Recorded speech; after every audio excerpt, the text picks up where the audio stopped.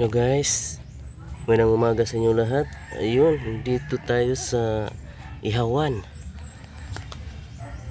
Hulaan nyo guys, anong klaseng isda to. Kung sa Bohol tayo, ano to tawag nito ay pakul. Yung iba naman ay pugot. Parang pinupugot ng ulo ano. Ayun sarap kasi ito ang laman niya matigas na medyo juicy. At saka masarap yung atay nito Ang gara tingnan ng itsura Ang itsura ng isda. Pangit tingnan pero alam mo yun. Sarap yun Masarap ang laman nito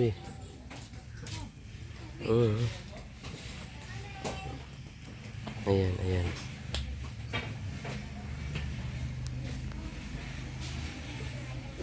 Ang bango na Lapit na siya maluto pag maamoy na yung ano niya bango niya